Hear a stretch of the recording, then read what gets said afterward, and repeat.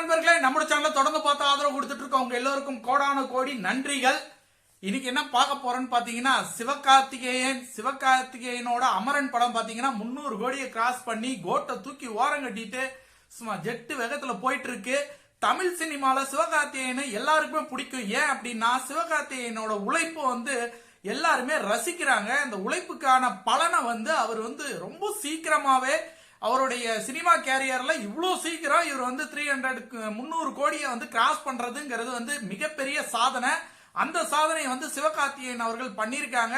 அதுக்கு மிகப்பெரிய வாழ்த்துக்கள் எஸ்கேக்கு வாழ்த்து சொன்னதுல பாத்தீங்கன்னா தலைவர் எஸ்கேவை கூப்பிட்டு வச்சு மிகப்பெரிய பாராட்டு கொடுத்திருக்காரு. கமலஹாசன் தன்னுடைய தயாரிப்புல சிவகார்த்திகேயனை நடிக்க வைக்கிறதுங்கிறது மிகப்பெரிய விஷயம். ஏன்னா கமலோடைய தயாரிப்புல எந்த ஒரு மிகப்பெரிய வெளி ஹீரோக்கள் யாரும் மிகப்பெரிய அளவுல யாரும் நடிக்கவே மாட்டாங்க, நடிக்கவும் வைக்க மாட்டாரு, அவரே தான் நடிப்பாரு. ஆனா இந்த கதைக்கு சரியான ஆள் யாரு அப்படின்னா சிவகார்த்திகேயன் தான். அந்த சிவகார்த்திகேயன் இந்த படத்துக்கு கொடுத்த ஒத்துழைப்பு இருக்கு இல்லைங்களா, அந்த ஒத்துழைப்பு 2 வருட கடினமான ஒரு உழைப்பு பாத்தீங்க அப்படின்னா இந்த படம் மிகப்பெரிய ஒரு வெற்றி படமாக அமைஞ்சிருக்கு. வெற்றி படம் சொல்லக்கூடாது, வெற்றி காவியம் அப்படின்னு தான் சொல்லணும். ஏன்னா மேஜர் முகுந்த் வரதராஜன் அவர்களை பற்றியான ஒரு உண்மை கதை தான் இந்த படம். அந்த உண்மையா அவருடைய லைஃப்ல அவருடைய மிலிட்டரி ஜேர்னி எப்படி இருந்துச்சு, அவருடைய லவ் லைஃப் எப்படி இருந்துச்சு, அவருடைய ஃபேமிலி லைஃப் எப்படி இருந்துச்சு, அவரு அந்த மிலிட்டரி கேம்ப்ல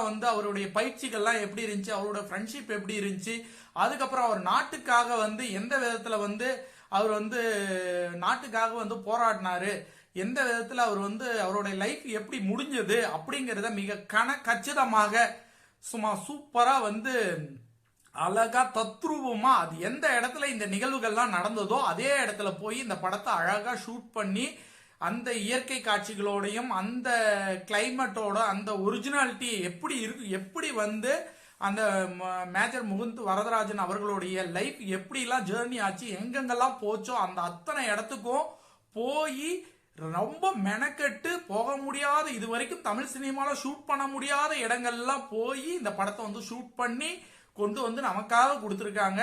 அதனாலதான் நமக்கு திரையில பார்க்கும்போது நம்ம பார்க்காத காட்சிகளும் பார்க்காத இடங்களும் பார்க்காத விஷயங்களும் நம்மளை பிரமிக்க வச்சு மிகப்பெரிய ஒரு வெற்றி படமாக இன்று தமிழ்நாட்டில் மிகப்பெரிய வெற்றி படம். தமிழ்நாடு மட்டும் இல்ல, அதர் ஸ்டேட்லயும் படம் நல்ல விதமான ஒரு ரிவ்யூஸ் எல்லாம் கிடைச்சு படம் நல்ல விதமா போயிட்டு இருக்கு. வாழ்த்துக்கள். 25வது நாளை கடந்து 25வது நாளை கடக்க போகுது. இன்னைக்கு 25வது நாள், 26வது நாள், 25 நாளை கடந்து மிக வெற்றிகரமாக ஓடிக்கொண்டிருக்கிறது. இன்னும் அது அடுத்த மைல்கல்லை எட்டி அமரன் மிகப்பெரிய ஒரு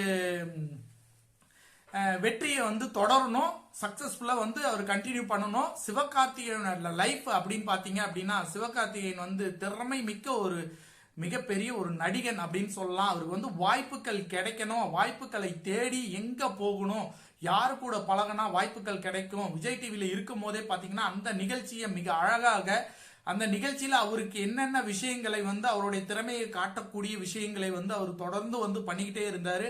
அவருடைய லைஃப் ஸ்டைல மாத்துச்சு, சினிமா கேரியர்ல அவரோட லைஃப் தூக்கி திருப்பி போட்டுச்சு அப்படின்னு பாத்தீங்க அப்படின்னா வருத்தப்படாத வாலிபர் சங்கம் அப்படிங்கிற அந்த படம் தான் பாத்தீங்கன்னா பட்டி தொட்டி எங்கும் போய் சிவகார்த்திகேயனுடைய ஆல்ரெடி அவர் விஜய் டிவில இருந்திருந்தாலும் ஒரு ஹீரோவா ஹீரோ மெட்டீரியலான பர்சன் தான் இவர் எல்லாருக்கும் இவரை பிடிக்கும் அப்படிங்கிற அளவுக்கு பாத்தீங்கன்னா அந்த படம் பாத்தீங்கன்னா இவரை கொண்டு போய் எல்லா மூளை முடுக்கு எல்லாத்துலயும் கொண்டு போய் சேர்த்திருக்கு. சிவகார்த்திகேயன் அதுக்கப்புறம் பாத்தீங்கன்னா எங்க வீட்டு பிள்ளைங்கிற ஒரு மிகப்பெரிய ஒரு ஃபேமிலி ஆடியன்ஸை கவர் பண்ற படத்தை கொடுத்து சென்டிமெண்டோட ஃபேமிலியோட உட்காந்து பார்க்கக்கூடிய ஒரு மிகப்பெரிய காவியத்தை கொடுத்தாருன்னு சொல்லலாம்.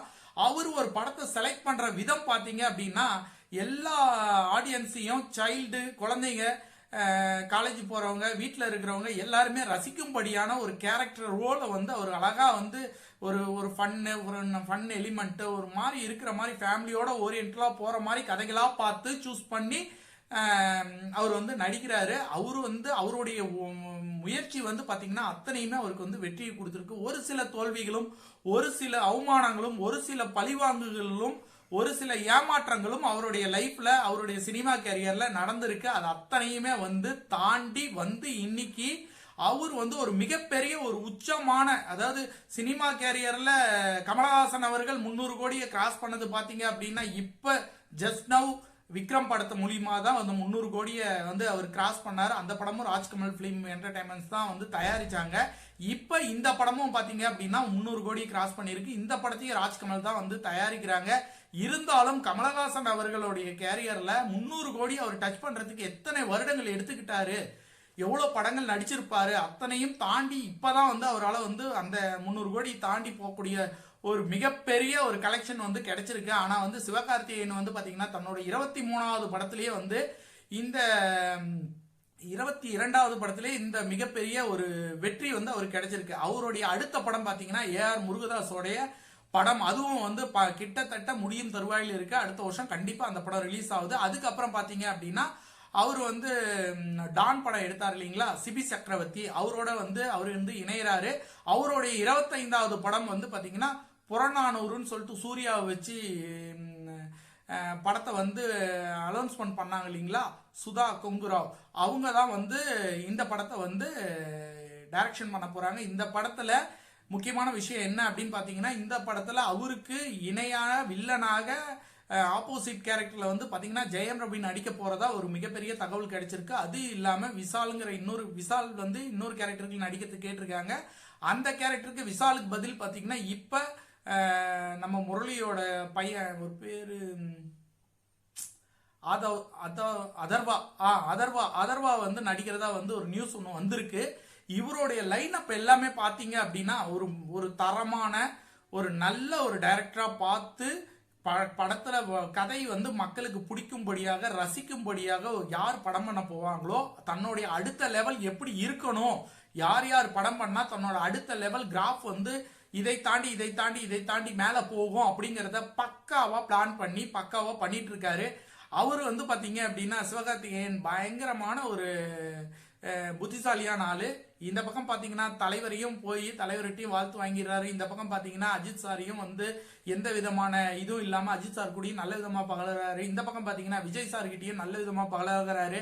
எந்த இண்டஸ்ட்ரியில வந்து பாத்தீங்கன்னா சிவகார்த்திகேயன் வந்து தன்னுடைய கேரியரை எப்படி வளர்த்துக்கணும், தன்னுடைய கேரியரை அடுத்த லெவலுக்கு எப்படி எடுத்துட்டு போகணும், எப்படி நமக்கு முன்னாடி இருக்க சீனியருங்க கிட்ட என்னென்ன அட்வைஸை வாங்கிக்கணும், எப்படி எல்லாம் நம்ம லைஃபை வந்து சினிமால வந்து நம்மளுடைய லைஃபை வந்து அடுத்த கட்டத்துக்கு கொண்டு போகணும், தன்னுடைய அடுத்த கட்ட உச்சத்துக்கு எப்படி நகரணும், அதுக்கான விஷயங்கள்லாம் பாத்தீங்கன்னா இவங்களுக்கு முன்னாடி இருக்க சீனியர் யாரைகிட்டையும் பகச்சிக்காம எல்லாரையும் தன்னோட ஒரு நண்பர்கள் மாதிரி தன்னுடைய முன்னுதாரணமா வந்து எடுத்துக்கிட்டு எல்லாருக்கூடையும் சரிசமமா பழகி எல்லாரையும் வந்து அரவணைச்சு போறார். அவருடைய ஃபேன்ஸ் தான் அவருக்கு மிகப்பெரிய ஒரு இது. சிவகார்த்திகேயனோட ஃபேன்ஸ் வந்து பாத்தீங்கன்னா அவருக்கு ஒரு மிகப்பெரிய பலம்னே சொல்லலாம். இந்த அமரன் படத்தை மிகப்பெரிய வெற்றி படமா மாத்தினதுல சிவகார்த்திகேயனோட ஃபேன்ஸுக்கு மிகப்பெரிய பங்கு இருக்கு. சிவகார்த்திகேயனோட வளர்ச்சி வந்து பாத்தீங்கன்னா தொடர்ந்து இந்த வளர்ச்சி இதை விட இன்னும் அதிகமா இருக்கணும், அவருடைய லைஃப் நல்லா இருக்கணும், அவருடைய முயற்சிகள் அனைத்தையும் வெற்றி அடைய வாழ்த்துக்கள்.